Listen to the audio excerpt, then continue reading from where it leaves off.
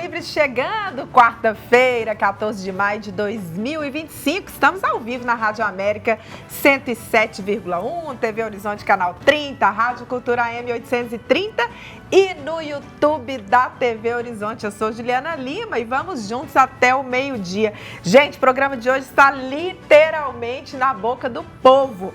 Quem já não ouviu falar aí sobre as canetas emagrecedoras que têm ganhado popularidade no tratamento da obesidade e do controle de peso?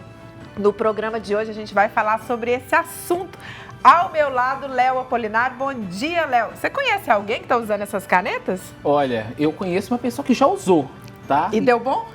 Deu, mas depois não dá bom não. Durante o uso dá, mas tem que ser muito corajosa, viu? Muito bom dia para você também que está aqui nos acompanhando no Tribuna Livre, na Rádio América, na TV Horizonte. Vamos juntos nesta quarta-feira. Pois é, nós vamos falar das canetas que estão sendo usadas para emagrecer e que foram inicialmente desenvolvidas para o tratamento do diabetes tipo 2. Outra coisa que está chamando a atenção é o aumento dos roubos às farmácias dessas canetas, viu? O valor delas não é barato, entre 852 mil reais. Mas será que elas funcionam? Serve para todo mundo? Podem colocar a saúde em risco? Fica conosco, fica aqui com a gente, porque hoje nós vamos aprofundar nesse assunto. E querendo a sua participação, manda seu abraço, seu bom dia. Comenta dessas loucuras que as pessoas fazem para emagrecer, não é mesmo? Você acha isso normal? O que está por trás desse desespero pelo corpo perfeito? Manda sua mensagem aqui para o nosso WhatsApp, 994122179. Gente, quero também ser um vídeo de até 1 minuto contando a sua história com a Rádio América. Estamos aí nos 70 anos da Rádio América. A partir de amanhã, começa a exibir os vídeos de vocês aqui no programa. Manda para mim um videozinho de 1 minuto, com o celular deitado, contando sua história com a Rádio América, tá? Tô esperando. Gente, o corpo do José Pepe Mujica, ex-presidente do Uruguai, será velado a partir de hoje em Montevidéu.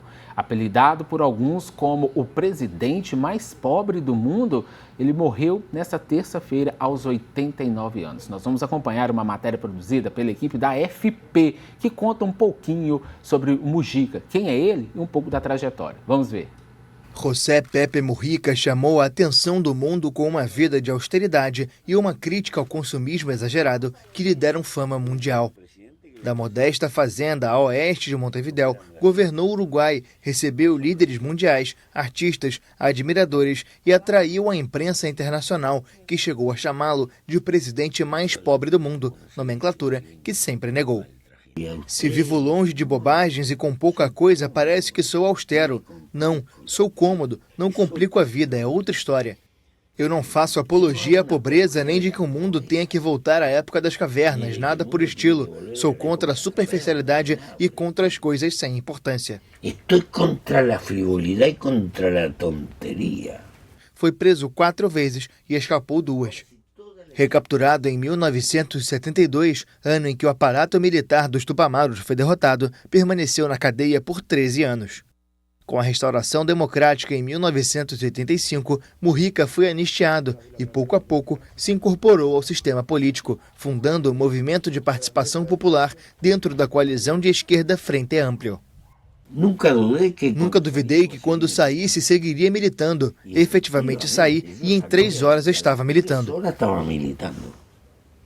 Ele chegou ao parlamento como deputado em 1995, foi eleito senador em 2000, ministro da Pecuária em 2005 durante o governo de Tabaré Vázquez e em 2010 chegou à presidência. Pragmático e negociador, durante o governo continuou a viver na mesma chácara, doou grande parte do salário e governou com um estilo particular pouco apegado ao protocolo. As mensagens pela paz e contra o consumismo o catapultaram à fama mundial. A crise da água e da agressão ao meio ambiente não é a causa. A causa é o modelo de civilização que criamos e o que temos que revisar é a nossa forma de viver. La causa es el modelo de civilización que hemos montado y lo que tenemos que revisar es nuestra forma de vivir. De deixar o poder, seguiu na política. Foi reeleito para o Senado, mas em outubro de 2020, aos 85 anos, renunciou ao assento diante dos riscos da Covid-19. Mesmo tendo deixado o Senado, seguiu sendo uma das referências políticas mais importantes do país, recebendo dirigentes nacionais e internacionais em casa, onde viveu por décadas, junto da companheira Lucia Topolansky, ex-guerrilheira como ele, e vice-presidente do Uruguai de 2017 a 2020.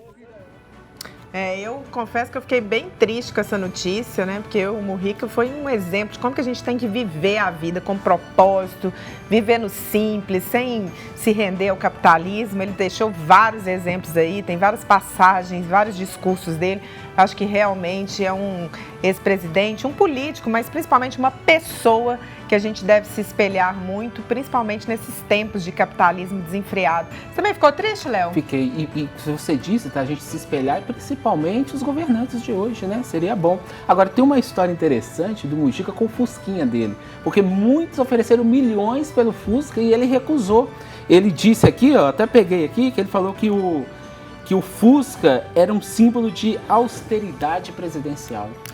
Que todos os líderes fossem igual ele, né? A gente vai falar agora sobre outro assunto que está dando o que falar, os pedágios da linha verde. A repórter Milene Alves traz o último capítulo dessa novela. O projeto de lei que busca proibir a instalação de praças de pedágio em Belo Horizonte é considerado inconstitucional pela Comissão de Legislação e Justiça da Câmara Municipal da capital mineira. O texto é de autoria do vereador Pedro Rousseff, do PT, e foi apresentado após a proposta polêmica do governador Zema de conceder trechos da MG10 à iniciativa privada. O parlamentar usa o exemplo de cidades como Lagoa Santa e Pedro Leopoldo, onde leis similares foram usadas para impedir a implementação de pedágios dentro de seus territórios. Para Pedro Rousseff, o projeto de lei reforça o compromisso com o bem-estar da população e a manutenção de um trânsito acessível a todos. Já para Fernanda Altoé, do Partido Novo, proibir a instalação dos pedágios vai contra os objetivos da política de preços estabelecida no Plano Diretor de Belo Horizonte. Agora, o projeto de lei é arquivado e cabe recurso caso pelo menos 5 vereadores discordem e queiram seguir na decisão de não permitir a instalação dos pedágios na MG10. Se isso acontecer, será necessário analisar a argumentação e caberá ao plenário decidir pela continuidade ou não da proposta. Repórter Milene Alves. Bom, o que eu fico preocupado, Juliana, nesse caso aí que nós estamos vendo, é sobre, assim, as pessoas que moram em Lagoa Santa, Vespasiano, como que fazem, né? Porque precisam passar, são cidades dormitórias, as pessoas precisam passar todos os dias e ainda insistem em colocar um pedágio ali. Ainda bem que nós estamos aí, como você disse, no último capítulo dessa novela e foi ali visto como inconstitucional. Ô, Léo, vai ter mais, né? Vai ter mais, porque, na verdade, essa decisão da Câmara Municipal, ela foi, inclusive, espelhada, né, em Lagoa Santa, que o prefeito de Lagoa Santa, corajosamente, foi lá e mandou um projeto para a Câmara, o quê? Pedindo para que Lagoa Santa fique isento de pedágio. Sim. Então, assim, mesmo se o governo conseguir colocar os pedágios, os moradores de Lagoa Santa não vão ter isso. Então, assim, quem passar por Lagoa Santa não vai ter pedágio lá. Mas, para que a gente conseguisse barrar esse projeto, todos os prefeitos, né, de onde vão passar esses pedágios teriam que se fazer os mesmos projetos e blindar. Mas essa decisão de Belo Horizonte agora surpreende, por quê? Porque aqui foi considerado inconstitucional. Então, assim, por que lá em Lagoa Santa passou e aqui não?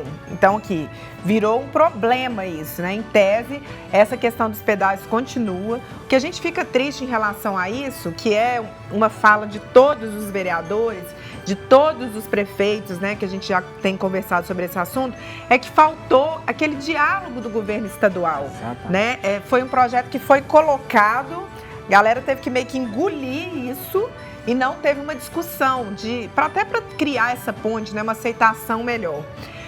Tem muito abaixo-assinado aí acontecendo, né? A Assembleia Legislativa está entrando nesse assunto mesmo de cabeça, para tentar arrumar uma maneira de derrubar isso, porque realmente quem vai sofrer é a população e principalmente, assim, eu fico pensando, é uma região turística, né? Porque a gente tem que pensar que esses pedágios, eles vão até Santana do Riacho, né? Isso, exatamente. E aí a gente tem esse problema, né? O turismo também vai ser afetado. E uma coisa que me chama muita atenção também é que hoje quem é responsável pela conservação dessas rodovias é o DR, né? E a gente que vai muito, eu, por exemplo, vou muito para a Serra do Cipó, não vejo grandes problemas de conservação da rodovia, não. E o pedágio, quando a gente pensa assim, a contrapartida que vem, não vem com uma grande ampliação de estrada, né? Principalmente naquele caso ali da Serra do Cipó, que é pista única, a gente não vê nada disso. Então, realmente parece um pedágio para só arrecadação. E é isso que revolta o povo. E aquele trecho antes, ele já está bem duplicado, não há necessidade. Agora, depois de um certo ponto, depois de Confins, por exemplo, seguindo, aí sim, como você disse, pista simples, direto tem acidente, principalmente domingo à noite, gente, domingo à tarde, que dá um grande congestionamento de pessoas voltando da Serra do Cipó, voltando de outra cidade.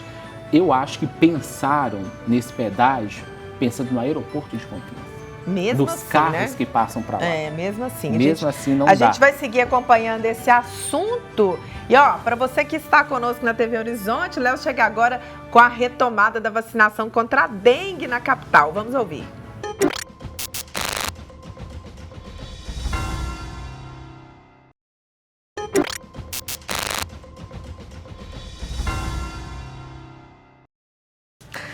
Estamos de volta com o nosso Tribuna Livre, quarta-feira, 14 de maio de 2025. Ô, gente, cadê meus abraços, hein? Meus bom dia, seu vídeo falando da Rádio América. Vai mandando a sua mensagem de texto ou áudio para o nosso WhatsApp 994122179. Aproveitar e mandar um bom dia aqui para quem já falou comigo pelo WhatsApp. Nosso querido José Jorge, lá do bairro Reimar. Ei, José Jorge, bom dia. Graça do Tirol também, mandando um abraço aqui. Gente, temos interação. Você pode mandar sua mensagem aqui no 994122179. Olha só, José Jorge, acabei de falar nele aqui, José Jorge Pereira. Ó, Juliana, eu também fiquei triste pelo Mujica. Se no mundo tivesse político igual a ele, o mundo seria melhor. Mujica está no patamar de Gandhi e Mandela, que são outros exemplos. Concordo, viu, José Jorge? Você quer participar do programa? Quer falar sobre emagrecimento, sobre as canetas emagrecedoras que estão dando o que falar? Manda sua mensagem aqui, estou aguardando. Daqui a pouquinho a gente vai aprofundar sobre esse assunto. Bom, e vamos falar agora de uma audiência com vereadores que discute a situação trabalhista de agentes de saúde de Belo Horizonte. Quem chega com as informações agora é a repórter Letícia Bessa. O trabalho e o plano de carreira de agentes de saúde e endemias de Belo Horizonte serão tema de audiência pública na Câmara Municipal nesta quarta-feira. A reunião está marcada para 13h30 da tarde para discutir o plano de carreira, o piso salarial e as condições de trabalho dos agentes. O encontro também deve abordar outros aspectos da rotina dos trabalhadores, como alterações da bonificação de cumprimento de metas, resultados e indicadores, percentual sobre o salário base de supervisores operacionais e pagamento de adicional em datas especiais. O debate é aberto ao público e também será transmitido pelo canal da Câmara de BH no YouTube. Repórter Letícia Bessa. Obrigada, Letícia. Olha só, atrasos no IPVA podem ser parcelados em 12 vezes. A repórter Janaína Regiane traz os detalhes.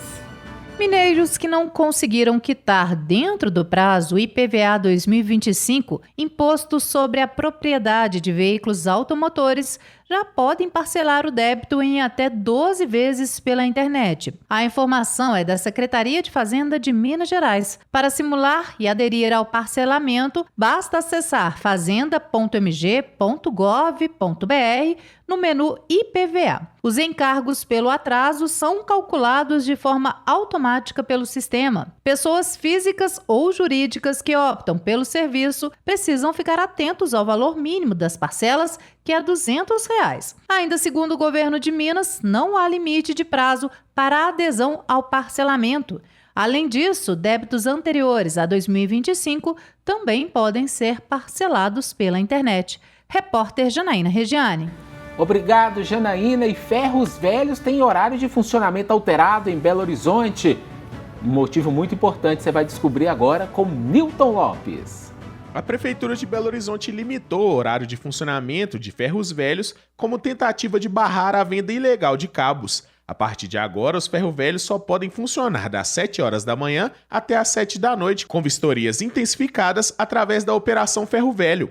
A ideia é combater o comércio irregular de cabos e metais de procedência duvidosa. A multa para comerciantes irregulares de fiação é de R$ 1.112. O valor da multa dobra em segundo caso de irregularidade e depois da terceira notificação pode haver a cassação imediata do alvará de funcionamento do ferro velho. A prefeitura realizou neste ano 47 vistorias em ferro velhos, sendo que nos 3 primeiros meses de 2025 foram emitidas 29 notificações, 17 multas e uma interdição. Ao todo, o Executivo da capital registrou também 639 ocorrências de furto de cabos, sendo 93 relacionadas a cabos semafóricos e 546 a cabos telefônicos. Repórter Newton Lopes.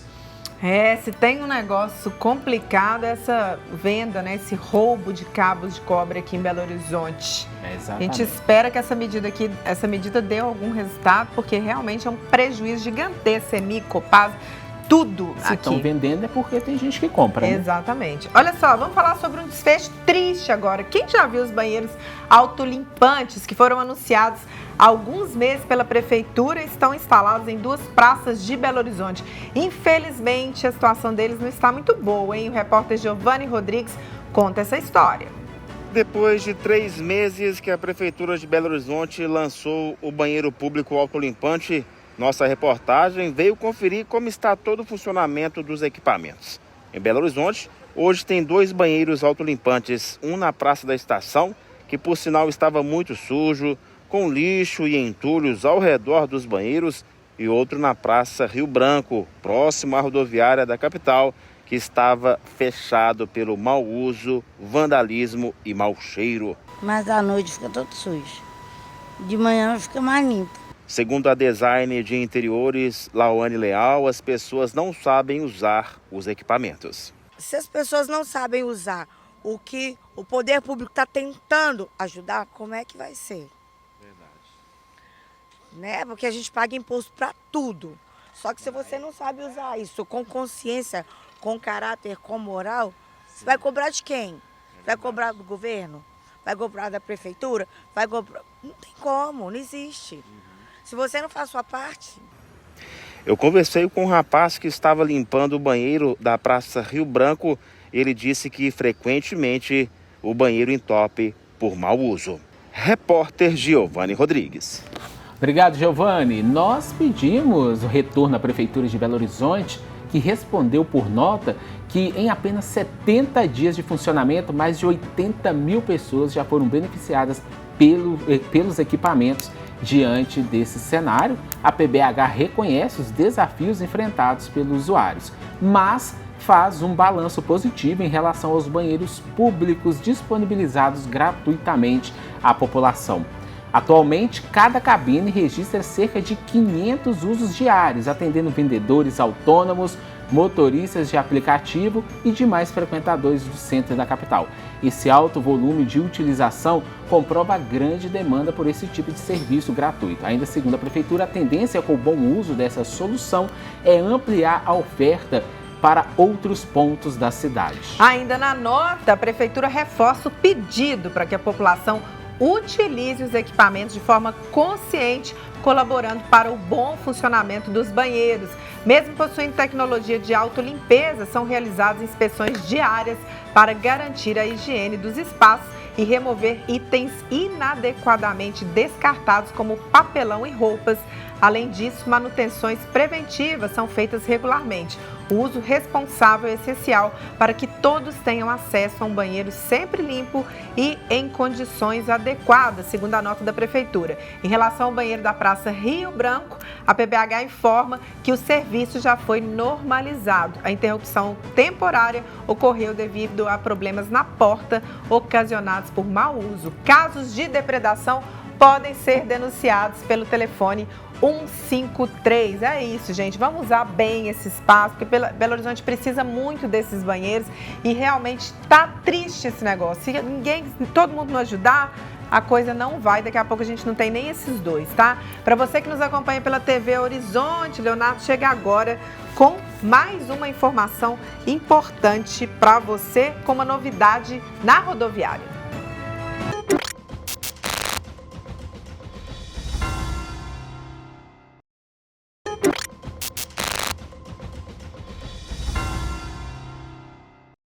De volta com o nosso Tribuna Livre, quarta-feira, 14 de maio de 2025. Gente, agora vamos falar sobre as famosas canetas emagrecedoras. Para aprofundar sobre esse assunto, estamos recebendo aqui no estúdio o endocrinologista Dr. Humberto Batista, professor da UFMG, professor da Universidade de Ciências Médicas, né, professor? Muito bom dia, muito obrigada pela presença. Bom dia, um prazer estar aqui com vocês. Bom, e nós recebemos aqui também a nutricionista Fernanda Losky. Seja bem-vinda. Obrigada. Agora, para a gente começar, o que são essas canetas? Vamos explicar para o povo que ainda não entende. Verdade. Parece que a pergunta de 1 milhão é o que são essas canetas e como elas funcionam. É verdade. Qual que é a verdadeira função dela? Né? Na verdade, esses são medicamentos, ou seja, para tratar doenças que foram desenvolvidos na perspectiva de melhorar o controle do diabetes. E junto disso se observou que ele tinha um efeito muito importante em perder peso, né?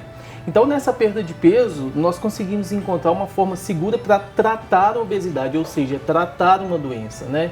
Então, essa é a função desse medicamento. A gente vê outras funções sendo utilizadas aí, mas é o tratamento a longo prazo de doenças, né? Fernanda está aqui com a gente também, nutricionista, parte importante quando a gente pensa em emagrecimento. Ô, Fernanda, responde uma coisa pra gente. Obesidade é doença? É uma doença e tem que ser tratada com devida, né, responsabilidade. E esses medicamentos entram com uma ação muito importante nesse intuito. Mas a gente vê que elas não estão sendo usadas para esse fim exclusivamente. E aí que mora, assim, né, a preocupação que a gente tem que ter em como usar, conhecer os riscos, né, as indicações verdadeiras, as contraindicações, né? Agora eu queria perguntar para vocês dois. O uso dessa caneta de forma errada, ela causa problemas para a saúde? Do ponto de vista da nutrição? Sem sombra de dúvida, a resposta tem que ser dita de maneira bem franca. Causam problemas à saúde se não bem indicadas, né? Vamos lembrar que são medicamentos que atuam a nível hormonal. Então eles interferem, inclusive pode causar hipoglicemia em alguns pacientes, errado. Ele pode causar pancreatite, que é uma inflamação do pâncreas, por isso precisa do acompanhamento médico, precisa do acompanhamento nutricional. Ele tem que ser muito bem indicado, especialmente porque é um tratamento a longo prazo. Eu não posso começar e parar. Existe uma chance de ganhar peso depois que eu paro esse medicamento, que é verdadeira. Então sim, tem que ter seriedade, por isso nós estamos lutando pela restrição das receitas, agora já é uma realidade, para que não haja essa disseminação do uso incorreto desses medicamentos. Sim, e somando a isso, a gente tem que ter muito cuidado, porque as pessoas usam a caneta como uma solução mágica, né, algo que vai facilitar ali, mas esquecem que tem que ter todo um acompanhamento nutricional para ter uma boa alimentação, uma relação boa com a comida, né? Porque comer é um ato social e, enfim, tem o prazer de comer e as pessoas esquecem, né? E aí só querem a solução mágica. Verdade. E como é um medicamento que traz a saciedade, muitas vezes as pessoas vão ficar longos períodos de tempo sem se alimentar e isso sim vai trazer muitos riscos, principalmente assim, inadequação dos micronutrientes, né? Fome não, ausência de fome. E aí você fica, pode, né, igual ele já mencionou, da hipoglicemia, são muitas coisas que devem ser. O uso está tão banalizado que todo mundo esqueceu que essa caneta serve para tratar diabetes. Não é? Foi assim que foi descoberta, é uma das suas grandes atribuições. Nem todas são indicadas exclusivamente para perda de peso, a gente ainda tem umas nuances a serem definidas.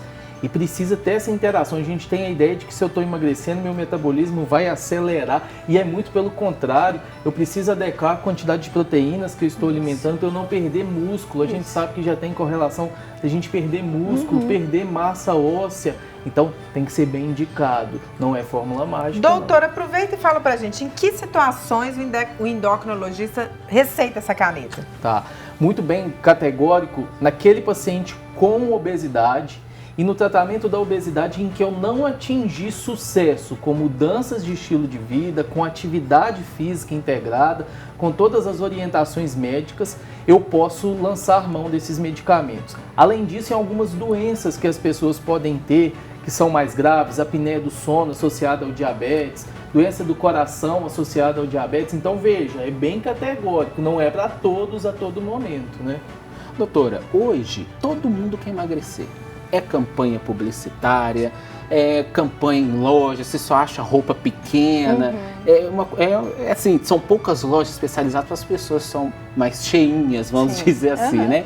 Mas todo mundo precisa emagrecer. Quem está acima do peso, nós podemos dizer assim, é normal para aquela pessoa? Como que funciona isso? Então, eu acho que parte do princípio do pessoal ver se realmente é uma vontade genuína de emagrecer ou se é uma tentativa de se encaixar, né, num padrão estético. E se sim, eu quero emagrecer para me sentir melhor, ok, vamos fazer um acompanhamento com o médico, com o nutricionista, com o psicólogo, que é fundamental também, para que isso seja feito da forma mais saudável e mais duradoura possível. Porque tem gente que é gordinha e está bem de saúde, faz exames e não tem nada errado, né? Sim, né? Tudo tem que ser avaliado, né? Clinicamente. Ô doutor, e aí é o seguinte, tem efeito colateral? Porque eu já ouvi algumas pessoas falando de efeitos colaterais com o uso dessa caneta. Tem efeito colateral? Tem, como a gente disse, existem eventos adversos associados ao uso desses medicamentos. Como eu vou destacar aqui, os sintomas gastrointestinais são medicamentos que, na sua essência, diminuem o esvaziamento do estômago. E isso faz com que eu tenha maior saciedade, mais náusea, mais enjoo, posso ter vômitos. Efeitos colaterais raros, como eu disse, associados à inflamação do pâncreas, isso pode existir. A gente sabe que alguns pacientes têm um pouco mais de queixas de dor de cabeça, a gente chama de enxaqueca, cefaleia, isso também pode existir. Mais uma vez, tratar uma doença. Vamos parar com essa ideia de pensar que é perder um pouquinho de peso. A perda de peso é para eu tratar uma doença? Se sim, parece estar bem indicado. Agora, igual você falou aí agora, que tratar da doença, a pessoa fica naquela coisa de emagrecer, precisa emagrecer, que às vezes o problema é outro lugar.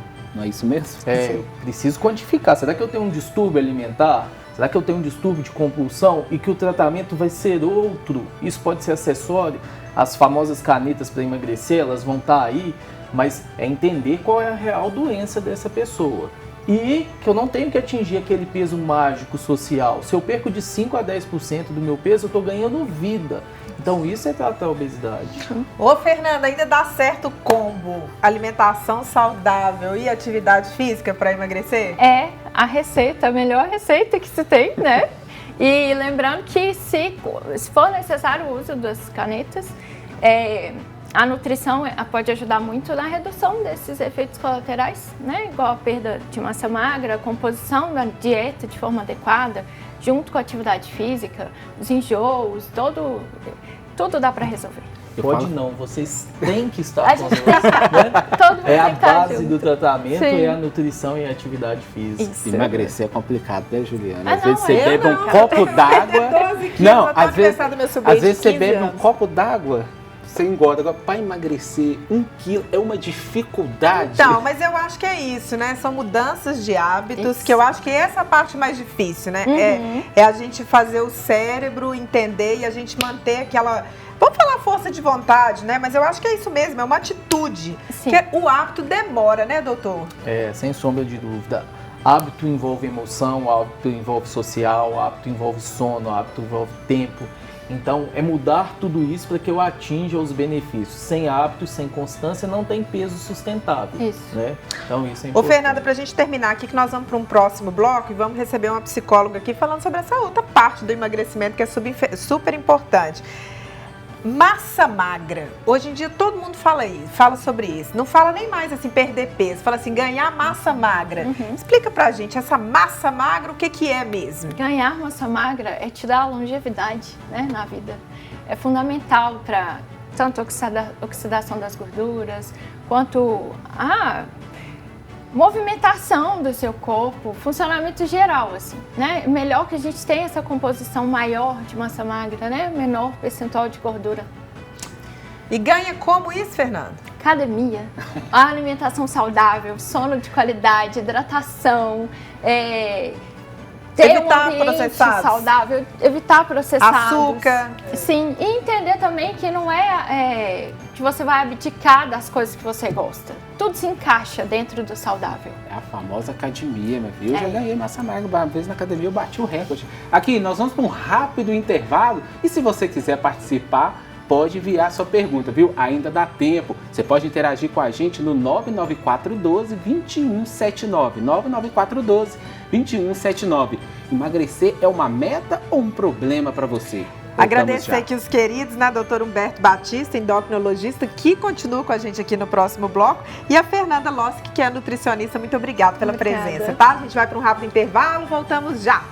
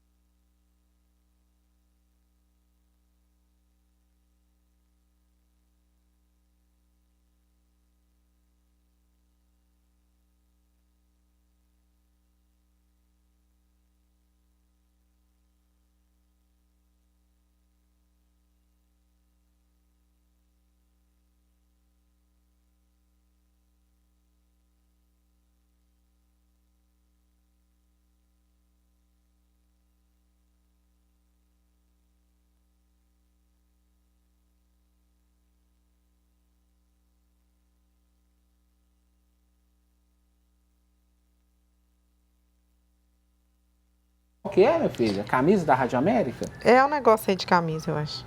Eu não sei, não falou direito, não. Mas tem que falar quem é, ué. Como é que é aí, irmão?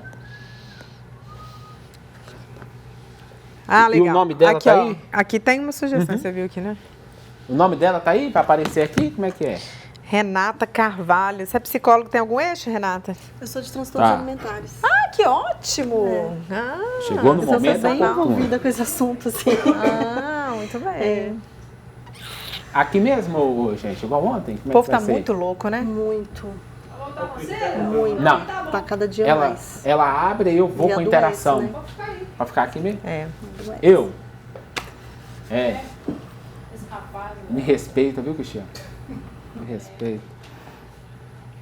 Yes. É. Sempre. Aonde? Na 3? Sempre, meu filho. Eu sou do improviso. Só não fiz teatro porque eu fui burra, escolhi jornalismo. Tirar o CPF. 30 segundos. Pode ser. Vou ter que ler aqui, né? Porque também aí decorar assim de última hora já é um pouco não, demais, né? Mas só o nome. Eu sou uma só, pessoa que tem climatério, né, filho? Não, né? que sou igual isso. a Dolly do desenho lá do Nemo. Eu gravo 10 segundos. Vamos lá, gente, vai voltar. Vamos lá, atenção que vai voltar.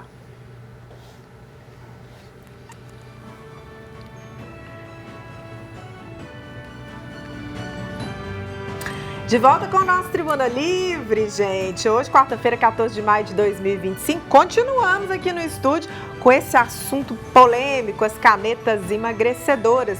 Recebendo aqui hoje o Dr. Humberto Batista, que é endocrinologista, professor da UFMG, da Faculdade de Ciências Médicas. E agora vamos agregar aqui a esse debate a Renata Carvalho, que é psicóloga, também é especialista em transtornos alimentares. Fica aí com a gente que tem muita coisa ainda pra gente falar aqui no programa. E temos interação, Leonardo? Nós temos interação, sim. Vamos ver, parece que é um ouvinte que ganhou a camisa da Rádio América. Bom dia, Juliana Lima. Bom dia, Leonardo. É a Eni Teixeira, viu? Ela disse que está muito feliz. Que bom, Eni, que você está feliz. Ganhou uma camisa da Rádio América e vai usar sempre. Eu espero que você use sempre mesmo, viu, Eni? E se você quiser fazer que nem Eni, ó, você pode mandar seu WhatsApp lá, que é o 994122179. 994122179. Participe com a gente quer saber o que você está achando do programa, o que você está achando dos temas que nós estamos propondo aqui para vocês todas as manhãs. Vamos continuar com esse assunto aqui. Ô, Renato, aproveitar que você chegou aqui para agregar o debate, né? Renata, que é inclusive especialista em transtornos alimentares. Isso. Ô, Renata, essa relação das pessoas com a comida não passa só pelo desejo de emagrecer. Tem muito problema, às vezes, com isso, né? Sim. Às vezes o desejo de emagrecer pode adoecer, né? A gente vive muito num padrão de beleza muito rígido, muito extremo. Isso é muito disseminado na mídia, até nos ambientes, né, que a gente está inserido, muitas vezes na família, no trabalho, com amigos. Então, esse desejo de emagrecer, ele é muito comum, mas ele pode chegar em níveis adoecedores. Doutor também já percebeu isso atendendo alguns pacientes? Sem sombra de dúvida, e eu entendo que a gente muitas das vezes negligencia esse diagnóstico, porque muitas das vezes algumas condições que vão fazer o paciente ganhar peso, a terapia inicial é cognitivo-comportamental, é com o psicólogo. Então a gente tem que discernir se aquela perda de peso, ela efetivamente vai ser por meio de uma caneta, como a gente está falando aqui, ou se o melhor tratamento, primeira linha, é junto com a psicologia. Ô, Renata, o doutor citou aí uma linha da psicologia. Sim. Que muitas vezes as pessoas não conhecem direito. Sim. A cognitivo-comportamental, eu brinco que fala assim, é o mandar fazer, né? A TCC, né, ela é a padrão ouro de transtornos alimentares e então nesse assunto, né, de insatisfação corporal, ela é muito importante. E ela trabalha com o agora, né? Então a gente trabalha com o comportamento, qual o comportamento que a gente precisa mudar, como que a gente vai mudar esse comportamento. Então é uma linha bem hoje mesmo. Agora tem gente que quer emagrecer, mas também não quer parar de comer. Sim. E como que a psicologia atua aí na questão do emagrecimento? Então, primeiro a gente precisa identificar se existe algum transtorno alimentar, porque a insatisfação corporal é muito presente nos transtornos alimentares em geral. E aí a gente precisa pensar a partir disso qual vai ser a conduta, né?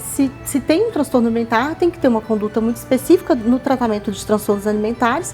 E se não houver um transtorno alimentar, a gente vai trabalhar aquele desejo, né? Assim, a gente vai trabalhar isso dentro do saudável, né? Então, assim, claro, mudança de comportamento, mas também dentro de um contexto saudável, né? Que não vai levar a extremismos, né? Que muitas vezes também não envolvem medicação, né? Ô, doutor, quando a gente pensa em emagrecimento, né, muita gente fica até perdida. Fala assim, eu vou aonde? Eu vou no nutricionista, eu vou no endócrino, eu vou no nutrólogo.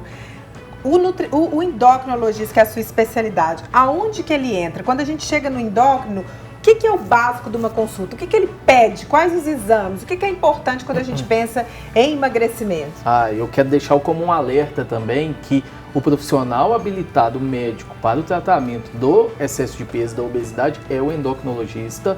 Certifique se aquele médico seu ele é credenciado, se ele é mesmo especialista naquela área. A gente vê muita nuance aí, mas o endocrinologista ele vai observar primeiro aquela obesidade, ela tem chance de ser uma doença oculta que está por trás, o equivale a 1% das condições de obesidade. Então a gente vai investigar isso. Mas nós vamos sempre observar a questão do metabolismo glicêmico, da glicose, do colesterol, porque a obesidade ela aumenta o risco dessas doenças. E a partir dessa análise criteriosa, a gente vai encontrando outras formas, outros locais de investigação laboratorial, mas muitas das vezes a causa é de fora, é exógena, não é hormônio. Bom, nós pedimos agora há pouco a participação e os nossos ouvintes e telespectadores atenderam os nossos pedidos. Chegou uma aqui? Vamos ver? Olha só, é a Fabi. Bom dia, me chamo Fabiola, faço academia e depois de 3 meses engordei 1 quilo. Quero ganhar massa magra. E a moça disse aí que aumentou um pouquinho. E não sou de comer nada de engordar não, viu? Tô comendo só arroz integral e quero melhorar meu corpo. Obrigado pela participação, viu, Fabiola? Agora, tem uma polêmica aí. Arroz integral, o arroz comum, como que podemos falar para os nossos ouvintes aqui, doutor? Ó, mais uma vez, ela perdeu 1 quilo, mas ela pode ter perdido muito mais peso em termos de gordura. Então, peso não é a nossa variável única para tratar a obesidade, né? Sobre os alimentos, a gente tem que tomar um pouco de cuidado com essa ideia de que eu vou substituir todo esse alimento por alimento integral e isso vai fazer emagrecer. Na verdade, o alimento integral ele permite uma maior digestibilidade, vamos dizer, ele é mais natural, mas em termos de caloria é muito pouca diferença. O que eu quero destacar é vamos evitar abrir pacote do industrializado, do ultraprocessado. Então, essa é a nossa ideia. E não olhe só o peso, vamos olhar as medidas, vamos olhar o percentual de massa gorda e assim por diante. Né? Beleza, agora nós temos mais uma interação aqui, a Lena. Bom dia, Lena. Ó, eu e a amiga tomamos essa caneta para fazer bem. Sou diabética e ela também. Só que quase morreu, parou até no hospital, atacou o fígado dela. Obrigado pela participação, Lena. Com certeza pode ter sido um mau uso, não poderia ter usado, né, doutor? Não teve uma indicação médica? A importância do acompanhamento, da proximidade com o médico, com serviços de saúde. Os eventos adversos graves são raros, mas eles podem exigir, então isso chama a nossa atenção sobre a importância do acompanhamento nesse tratamento. Ô Renata, paciente que está querendo se submeter a uma cirurgia bariátrica, é imprescindível passar pelo psicólogo. Sim. Esse tipo de paciente costuma ser problemático a relação dele com o alimento, no sentido assim, eu já ouvi falar muita gente que engorda para fazer cirurgia bariátrica. Sim. É bem comum, né, ter já uma relação com a comida difícil. E além disso, assim, é a mesma coisa, a gente precisa entender o que está acontecendo com aquela pessoa. Muitas pessoas com transtornos alimentares, por exemplo, o transtorno de compulsão alimentar, que tem a obesidade ali como comorbidade, buscam a cirurgia bariátrica, né? Mas a cirurgia bariátrica ela não trata o transtorno alimentar, né? E aí por isso que acontece muito o reganho de peso, né, depois da cirurgia, porque se a gente não tratar a relação com a comida antes, a cirurgia não vai funcionar, assim como as canetas, né? A gente precisa tratar a relação com a comida, porque tem o depois. Ô doutor Humberto, a gente está terminando o programa, mas queria que o senhor desse aí então uma dica, ou mais de uma. Quem está querendo emagrecer, o que tem que colocar na cabeça? Nós precisamos mudar o nosso comportamento. Nosso comportamento como pessoa, social, do sono, entender que a perda de peso, o mais importante é quando eu tenho que tratar uma doença e que não são números mágicos. A gente precisa também melhorar a nossa relação com o nosso próprio corpo, entender que as coisas que estão nas redes sociais muitas das vezes não são alcançáveis, aquele corpo extremamente magro, aquilo também não significa saúde.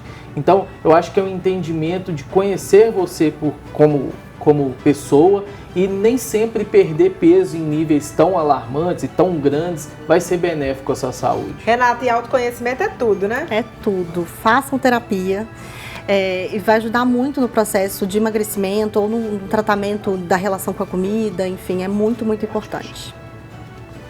Beleza. Gente, Tribuna Livre vai ficando por aqui, né? Você segue a gente lá no Instagram, Rádio América Oficial, TV Horizonte Oficial, Rede Catedral. Lembrando que você pode conferir esse programa também no YouTube, TV Horizonte. Agradecer os queridos convidados aqui pela presença, doutor Humberto, doutora Renata Carvalho, também é doutora, né? Humberto Batista, Renata Carvalho, por mais esse programa que eu acho que todo mundo gostou. Léo, vambora? Vambora, porque quem tá chegando agora é o Rede Notícia com o André Santos e a Milene, que hoje eles vão trazer muita informação, principalmente os detalhes sobre a situação das doenças respiratórias em BH. Nós ficamos por aqui, até amanhã, nós te esperamos a partir das 11 horas da manhã. Tchau, gente, um abraço. Tchau, até amanhã.